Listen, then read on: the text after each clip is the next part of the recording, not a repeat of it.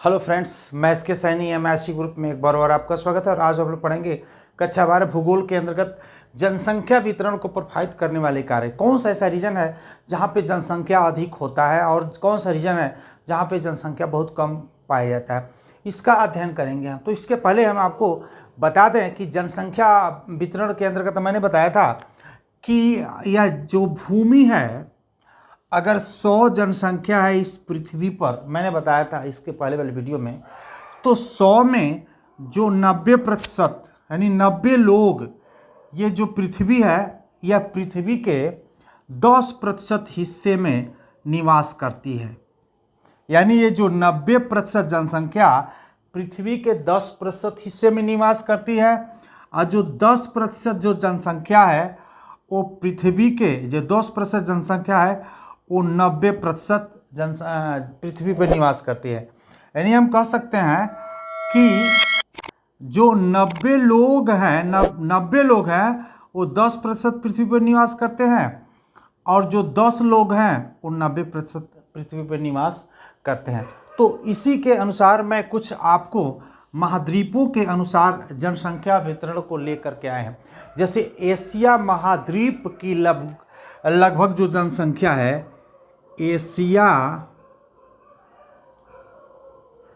महाद्वीप की जो जनसंख्या है, पृथ्वी पे कितना प्रतिशत जनसंख्या है उसकी हम बात करते हैं। तो 60.5% जनसंख्या तो केवल एशिया महाद्वीप में पाया जाता है। उसके बाद हम देखते हैं कि यूरोप महाद्वीप की बात करते हैं तो 12.8% जनसंख्या यूरोप महाद्वीप में पाया जाता है। उसके बाद हम देखते हैं अमेरिका महाद्वीप की बात करते हैं तो उसमें 7.9% जनसंख्या निवास करती है। ये सब लगभग है, थोड़ा बहुत दाएं बाएं 1 पॉइंट 2 पॉइंट कम बेसी हो सकता है। अगर हम अफ्रीका महाद्वीप की बात करें, तो 12.7% है। 12.7% जनसंख्या अफ्रीका महाद्वीप में पाया जाता है। दक्षिणी अमेरिका महाद्वीप की बात करें, दक्षिणी अमेरिका महाद्वीप की बात करें तो वहाँ पे 5.6% जनसंख्या पाया जाता है। 5.6%। और ऑस्ट्रेलिया महाद्वीप की बात करें, ऑस्ट्रेलिया महाद्वीप की बात करें तो 0.5%, यानी 0.5%। तो इस तरह से हम देखते हैं कि सबसे कम जनसंख्या ऑस्ट्रेलिया महाद्वीप में और सबसे अधिक जनसंख्या एशिया महाद्वीप में, जिस महाद्वीप में हम लोग रहते हैं। विश्व की सबसे अधिक जनसंख्या चीन और दूसरे नंबर पे भारत बहुत कम समय में 1 नंबर पे भी आ सकता है अगर कोई अपना उपचार नहीं किया तो इस तरह से हमने देखा कि हमने जनसंख्या वितरण को आपको बताने का प्रयास किया। क्या रीजन है कि एशिया महाद्वीप में 60% जनसंख्या पाया जाता है और ऑस्ट्रेलिया महाद्वीप में 5% जनसंख्या पाया जाता है।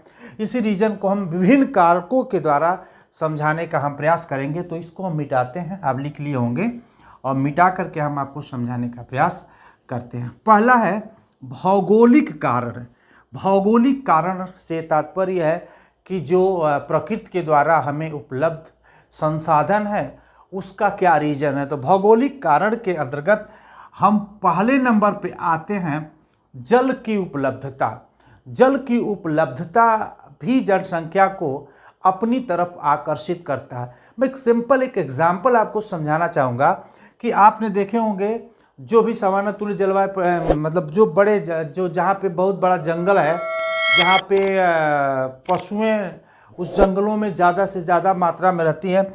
अगर कहीं जंगल में एक तालाब है और तालाब में पानी है तो शिकारी अक्सर शिकार के लिए वो इर्द गिर्द वो रहता है कि कहीं न कहीं जो जानवर हैं इस जंगल के, वो पानी के तलाश में इस तालाब के पास आएंगे, और जैसे ही पानी के तलाश में जानवर इस तालाब में आते हैं, शिकारी उन जानवरों का शिकार कर लेता है। या ऐसे भी कुछ जानवर हैं जो पानी के तटीय भागों में, जैसे पानी में मगरमच्छ आपने देखा होगा, वो छिपे रहते हैं इस तलाश में कि कोई जानवर पानी की तलाश में आएगा तो हम उसका शिकार कर लेंगे। अब सोच लीजिए कि जानवरों के लिए ये पानी कितना महत्वपूर्ण है, तो हम तो मानव हैं, तो हम कह सकते हैं कि जल की उपलब्धता भी जनसंख्या को अपने तरफ आकर्षित करने का काम करता है, जिसके वजह से जनसंख्या अधिक होती है। जल का प्रयोग हम क्या करते हैं, हम पीने के लिए भी करते हैं, नहाने के लिए भी कर सकते हैं, हम भोजन बनाने के लिए भी कर सकते हैं, हम उद्योग धंधों के लिए भी कर सकते हैं, हम नौकायन के लिए भी कर सकते हैं। तो हम देखे होंगे कि जितने भी शहर अगर आप देखे होंगे आज, जी भारत का जिस भी बड़े शहर की बात आप करें तो सारा शहर नदियों के किनारे बसा हुआ है। सभी शहर नदियों के किनारे बसे हुए हैं, क्योंकि नदियों के द्वारा हम पानी वाले जहाज के माध्यम से आने जाने का काम करते थे। रास्ता का काम वही करता था, मार्ग वही था, व्यक्ति का सामान यानी वस्तु आदान प्रदान करने का भाई वही नदी एक मतलब रास्ता था, वही एक विकल्प था। तो इसलिए नदियों के तटीय भागों में जनसंख्या जो है अधिक पाई जाती है और वहीं बड़े बड़े शहरों का निर्माण होने लगा। रीज़न क्या था, पानी की उपलब्धता, जल की उपलब्धता भी जनसंख्या वितरण को प्रभावित करने वाले कारक हैं। जहाँ पे जल की उपलब्धता अधिक होगी तो वहाँ पे जो पॉपुलेशन भी अधिक होगा, और जहाँ पे जल की उपलब्धता कम होगी वहाँ पे पॉपुलेशन भी बहुत कम होगा। जैसे आप रेगिस्तानी भागों में जाएंगे तो उस तरह से जनसंख्या नहीं है जिस तरह से जो समतलीय भागों में जहाँ पे पानी की व्यवस्था है वहाँ पे है। तो हमने देखा जल की उपलब्धता भी जनसंख्या वितरण को प्रभावित करने वाले कारक हैं। अब मैं बात करूँ भू आकृति। भू आकृति से तात्पर्य है कि जमीन की बनावट कहाँ पे किस तरह से जनसंख्या को प्रभावित करती है। जमीन की बनावट, जैसे मान लीजिए हम कह सकते हैं जहाँ पे मैदानी क्षेत्र है, हम कह सकते हैं मैदानी क्षेत्र, मंद जो ढाल वाले क्षेत्र है वहाँ पे जनसंख्या अधिक पाई जाती है। जैसे मान लीजिए हल्का सा ढाल भी हो या पूरा समतल हो, जैसे मान लीजिए ऐसे हो तो यहाँ पे जनसंख्या ज़्यादा निवास करती है, क्योंकि अब जहाँ पे मान लीजिए ज़्यादा मोड़ हो गया, मतलब थोड़ा सा ढाल हो तो अब इस तरह का जहाँ पे है, जहाँ पे मान लीजिए इस तरह का जलवायु का आकृति है, तो आप सोच सकते हैं यहाँ पे क्यों जनसंख्या अधिक होता है, इसको हम बताएं। यहाँ पे समझिए कि समतल मिट्टी है, समतल क्षेत्र है, तो वहाँ पे कृषि भी हम बड़े आसानी से कर सकते हैं। तो जहाँ पे कृषि होगा, भोजन की व्यवस्था वहाँ पे होगी, वहाँ से जनसंख्या अधिक होगा। यहाँ पे सड़क का जो जाल है आसानी से हम बिछा सकते हैं।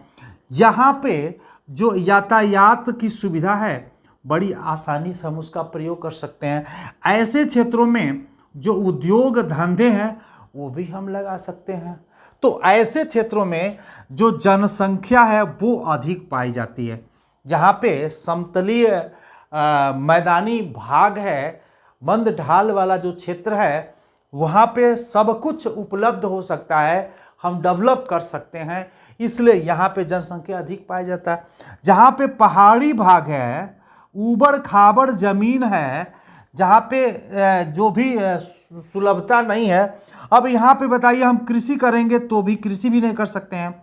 हम परिवहन के साधन का भी प्रयोग करें तो सही ढंग से नहीं कर सकते हैं। हम यहाँ पे मकान बनावें तो भी सही ढंग से नहीं बना सकते हैं। यहाँ पे जल की उपलब्धता भी सही समय से नहीं हो सकते। तो इसलिए ऐसे पहाड़ी क्षेत्रों में जो जनसंख्या है वो कम पाई जाती है, और ऐसे जो मंद तटीय ढाल हैं वहाँ पे जनसंख्या अधिक पाई जाती है।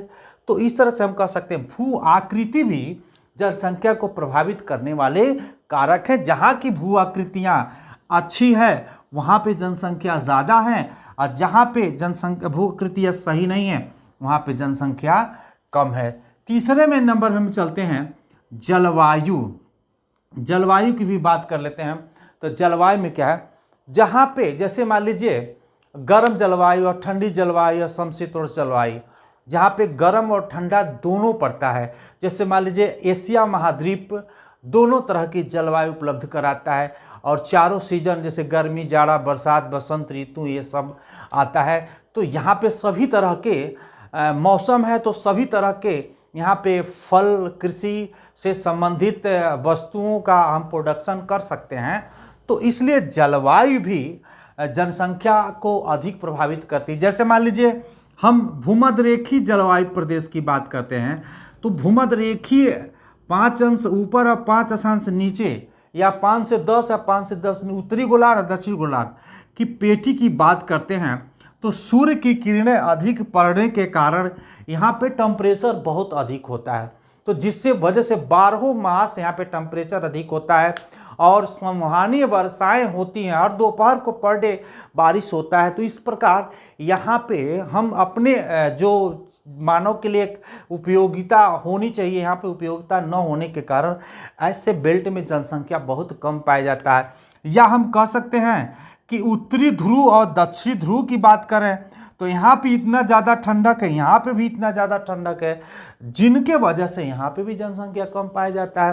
तो जलवायु जहाँ पे सुलभ है वहाँ पे जनसंख्या अधिक है, जहाँ पे सुलभ जलवायु नहीं है वहाँ पे जनसंख्या कम है। ये भी है जनसंख्या को प्रभावित करने वाले कारक। हम चौथा में चलते हैं मिट्टी। अरे भाई, मिट्टी तो बड़ा प्रमुख कारण है। विश्व की अधिकांश जनसंख्या हम कह सकते हैं जहाँ पे मिट्टियाँ अधिक अच्छी पाई जाती है वहाँ पे जनसंख्या ज़्यादा हो जाती है। ऐसे में देख सकते हैं मिट्टी भी जनसंख्या को प्रभावित करने वाले प्रमुख कारक में एक है। यहाँ पे जो देखिए विश्व की अधिक जनसंख्या जो दोमट मिट्टी वाले क्षेत्र हैं वहाँ पे जनसंख्या अधिक पाई जाती है। क्यों? क्योंकि दोमट मिट्टी में हम कृषि बहुत आसानी से करते हैं। यहाँ पे कृषि उत्पादन इस मिट्टी में बहुत अच्छा होता है। हर तरह की फसलों का हम उत्पादन इस दोमट मिट्टी में कर सकते हैं। तो दोमट मिट्टी नदी घाटियों के आसपास पाया जाता है। ये दोमट मिट्टी कहाँ पाया जाता है? नदी घाटियों के आसपास पाया जाता है। इसलिए आप देखे होंगे गंगा के तटीय भागों में जनसंख्या ज़्यादा होता है, वहाँ पे कृषि योग्य भूमि अधिक है। नदी के द्वारा जलोढ़ मिट्टी लाया जाता है जो खाद का हमेशा काम करता है। इसलिए दक्षिण तथा दक्षिण पूर्वी एशिया की बात करते हैं। दक्षिण तथा दक्षिण पूर्वी एशिया में जनसंख्या अधिक है। ये मिट्टी की उपलब्धता के कारण। जहाँ पे पूरी तरह से बालू हो, रेगिस्तान हो, वहाँ पे हम कैसे कर सकते हैं? यहाँ पे कृषि फसल के उत्पादन किया जा सकता है। तो अक्सर दोमट मिट्टी वाले क्षेत्रों में विश्व की अधिकतम जनसंख्या निवास करती है। दक्षिण तथा दक्षिण पूर्वी एशिया इसका उदाहरण है। हम अब चलते हैं आर्थिक कारण। आर्थिक कारण का भी बात कर लेते हैं। हम चाहते हैं कम समय में आपके टॉपिक रेडी हो जाए, और चाहेंगे कि पूरा वीडियो देखिए और सब्सक्राइब, लाइक्स, शेयर जरूर करें। आर्थिक कारण क्या है? आर्थिक कारण में आपने देखा होगा खनिज। अरे भाई, अर्थव्यवस्था वो अधूरी है, मुद्रा वो अधूरी अर्थविज्ञान जिसके चारों तरफ चक्कर काटता है, हार्टली वीरदर्श ने कहा है। तो आज ये क्या है? आर्थिक कारण। जहाँ अर्थ है वहीं सब लोग हैं। खनिज की हम बात करते हैं। जो खनिज क्षेत्र है जहाँ पे खनिज की उपलब्धता ज़्यादा है, खनिज जो हम मिट्टियों से खुदाई करके निकालते हैं, जैसे मान लीजिए हम कोयला की बात करते हैं, हम अभ्रक की बात करते हैं, हम मैग्नीज की बात करते हैं, हम स्वर्ण की बात करते हैं, हम चांदी की बात करते हैं, हम पेट्रोलियम की बात करते हैं। ये सब खनिज पदार्थ है जो पृथ्वी से हम निकाल करके लोहा, इस्पात वगैरह वगैरह, सोना चांदी का बग, ये सब चीज़ें वहीं से निकाल कर आते हैं। तो ये बताइए, जहाँ पे ये सब निकलता है तो यहाँ पे रोजगार के अवसर उपलब्ध होते हैं। जब रोजगार के अवसर उपलब्ध होते हैं तो क्या कह सकते हैं, कुशल और अकुशल कौन श्रमिक दोनों तरह के इसमें काम कर लेते हैं, जिसके वजह से इनके रोजगार का एक यहाँ व्यवस्था बन जाता है। तो लोग आकर्षित होकर के, चलो यार यहाँ पे बहुत सारे रोजगार हैं, कुछ भी काम करके हम अपना जीवन यापन कर लेंगे। तो ऐसे हम कह सकते हैं खनिज क्षेत्र जिस क्षेत्र में ज़्यादा होता है वहाँ पे रोजगार के संसाधन उपलब्ध होते हैं, जिनके वजह से उस रोजगार से आकर्षित होकर के वहाँ पे जनसंख्या बढ़ने लगती है और अन्यत्र विकास भी होने लगता है, जिसका ये भी रीजन है कि जनसंख्या को प्रभावित करने वाले कारण है खनिज संपदा। खनिज संपदा इसे भी मिटाते हैं। नेक्स्ट चलते हैं नगरीकरण। नगरीकरण मतलब शहरीकरण। शहरीकरण का हम अध्ययन करते हैं। ये नगरीकरण क्या होता है देखते हैं। नगरीकरण का तात्पर्य यह है कि जो शहर है, हम शहर के तरफ क्यों आते हैं। मान लीजिए शहर के तरफ आपने देखा होगा भारत में जितने बड़े, जैसे मान कैसे बॉम्बे की बात करते हैं, या हम चेन्नई की बात करते हैं, या हम दिल्ली की बात करते हैं, या हम कोलकाता की बात करते हैं, ये बहुत बड़े सिटी हैं।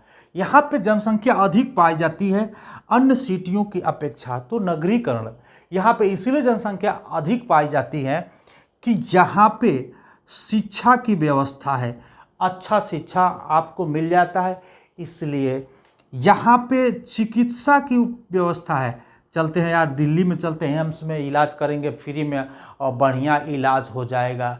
तो चिकित्सा की व्यवस्था, स्वास्थ्य की भी व्यवस्था यहाँ पे सुलभ हो जाती है। संचार की व्यवस्था, परिवहन की व्यवस्था। तो इस तरह से जैसे मान लीजिए ऐसे क्षेत्रों में लोग रहेंगे तो इन सब चीज़ों की ज़रूरत पड़ती है, इसलिए इनकी उपलब्धता के कारण इनको प्राप्त करने के लिए लोग गांवों से शहरों की तरफ पलायन कर लेते हैं, जिससे शहर में जनसंख्या बढ़ने लगती है। तो जनसंख्या वितरण को प्रभावित करने वाले ये भी कारण है कि नगरीकरण जहाँ पे नगरीकरण है वहाँ पे हम कह सकते हैं बिजली, पानी और भी स्वास्थ्य, शिक्षा, जो मैंने बहुत तरह की बातें की, वो रोजगार सब कुछ यहाँ पे उपलब्ध होता है, जिनके आकर्षण में यहाँ जनसंख्या बढ़ती जाती है। हम लोग लोकल में अभी गांव की बात करें, देवरिया की बात करें, गोरखपुर की बात कर सकते हैं, बस्ती की बात कर सकते हैं, लखनऊ की बात कर सकते हैं। ये सिटी है जो गांव से आकर्षित होकर के जिसकी जैसी कैपेसिटी है, लखनऊ वाली कैपेसिटी है तो लखनऊ में निवास करता है, और देवरिया वाली कैपेसिटी तो देवरिया में निवास करता है, दिल्ली वाली कैपेसिटी है तो दिल्ली में निवास करता है।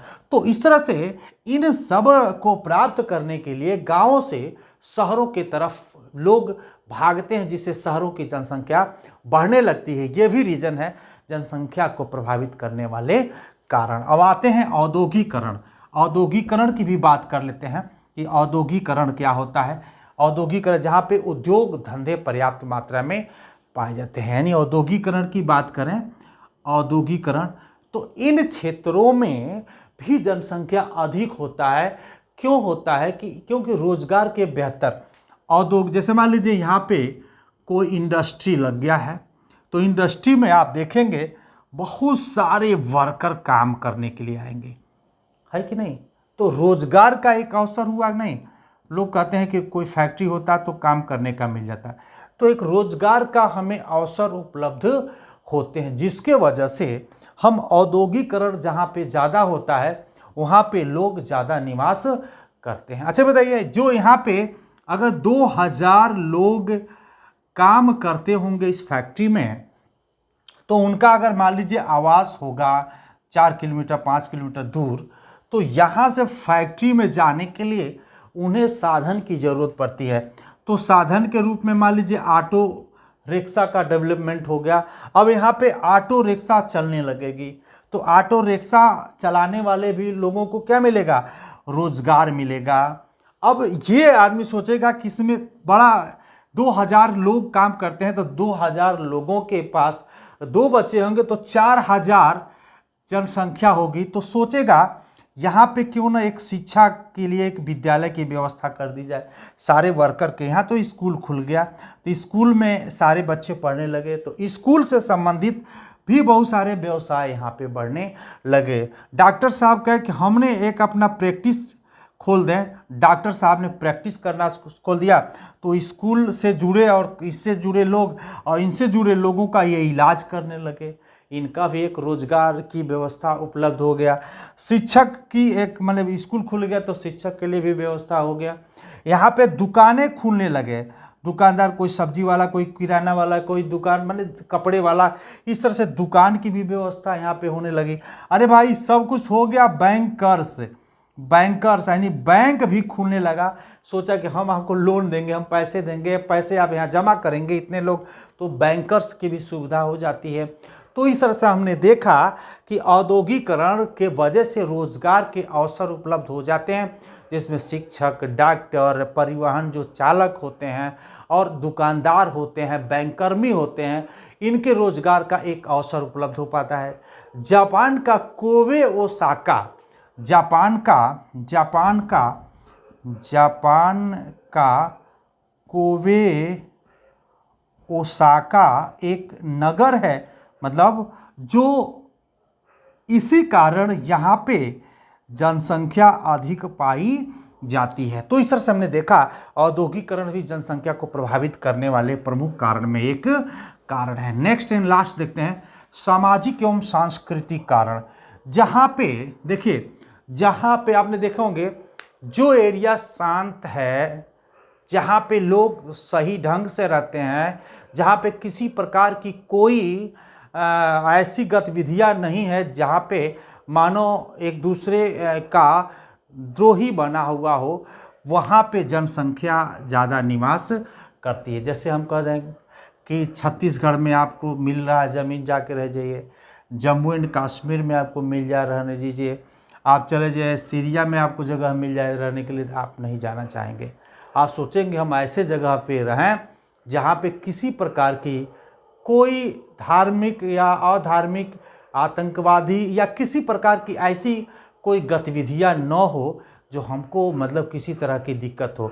तो जहाँ पे राजनैतिक कुशलता अधिक हो, जहाँ पे शांतिप्रिय जगह अधिक हो, जहाँ पे शोर शराबा कम हो, वहाँ की सामाजिक एवं सांस्कृतिक कारक भी बहुत अच्छा होगा। ये भी जनसंख्या वितरण को एक प्रभावित करने वाले कारक है। तो आज के लिए इतना ही, नेक्स्ट वीडियो में देखते हैं, और आज के लिए इतना ही। धन्यवाद।